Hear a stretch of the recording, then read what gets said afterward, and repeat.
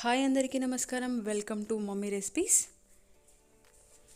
ఈరోజు బాంబే కరాచీ హల్వా ఎలా తయారు చేయాలో చూద్దాం. దీనికోసం ముందుగా 2 కప్పుల కార్న్ఫ్లోర్ తీసుకోవాలి. కార్న్ఫ్లోర్ అంటే ఏం లేదండి, మొక్కజొన్న పిండి. 2 కప్పులు తీసుకోవాలి. 2 కప్పులకి డబుల్ అండి, 4 కప్పుల వాటర్ తీసుకోవాలి. వాటర్లో బాగా మిక్స్ అయ్యేలాగా కార్న్ఫ్లోర్ని బాగా కలపాలి. దీనిని పక్కన పెట్టుకోవాలి. పాకం కోసం 5 కప్పుల షుగర్ వేసుకొని దాంట్లో 1 కప్పు వాటర్ పోయాలి. షుగర్ కరిగితే సరిపోతుందండి, బాగా కలపాలి.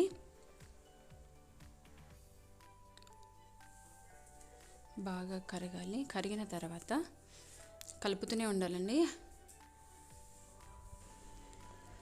బాగా కలపాలి. షుగర్ అంతా కరిగితే సరిపోతుంది. ఇప్పుడు కరిగిపోయిందండి ఆల్మోస్ట్. తర్వాత ముందుగానే కలుపుకున్న కార్న్ఫ్లోర్ ఉంది కదా, దాన్ని బాగా ఒకసారి కలుపుకొని ఉండలేకుండా ఈ పాకంలో పోసేయాలి.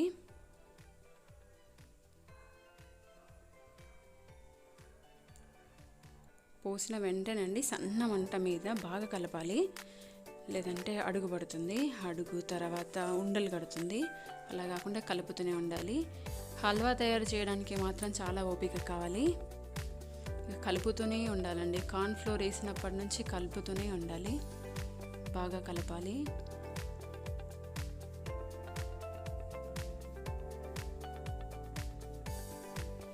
చాలా టైం పడుతుందండి, 10 నుంచి 15 నిమిషాల టైం పడుతుంది దీనికి.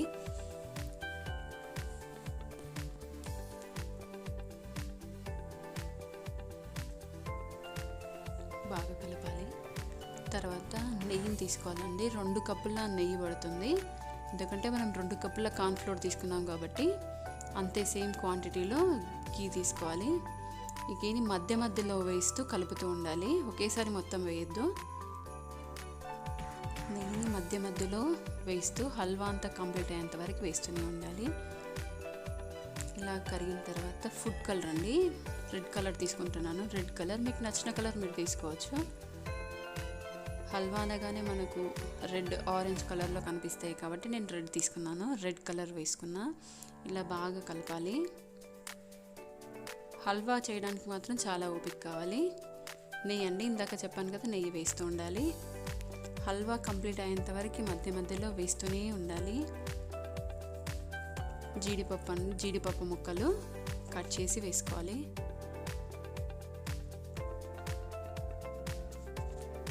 బాగా కలపాలి,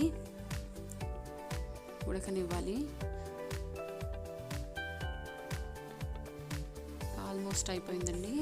ఇప్పుడు నెయ్యి రుద్దిన ప్లేట్లో ఇదంతా పోసేసుకొని ఈవెన్గా స్ప్రెడ్ చేసుకోవాలి. దీనినండి ఇలా ఈవెన్గా స్ప్రెడ్ చేసుకున్న తర్వాత 2 నుంచి 3 గంటలు అలా ఆరబెట్టాలి. అలా ఉండేవాళ్ళు, ఫ్రిడ్జ్లో మాత్రం పెట్టొద్దు. మిగిలిపోయిన జీడిపప్పు ముక్కల్ని పైన ఇలా జల్లుకోవాలి. చూడండి, నేను 3 గంటల తర్వాత తీసాను, ఇలా ఉంది. ఇప్పుడు మనకు నచ్చిన షేప్లో కట్ చేసుకోవాలి. నేనైతే ఇక్కడ స్క్వేర్ షేప్లో కట్ చేసుకుంటున్నాను. హల్వా రెడీ అయిపోయిందండి.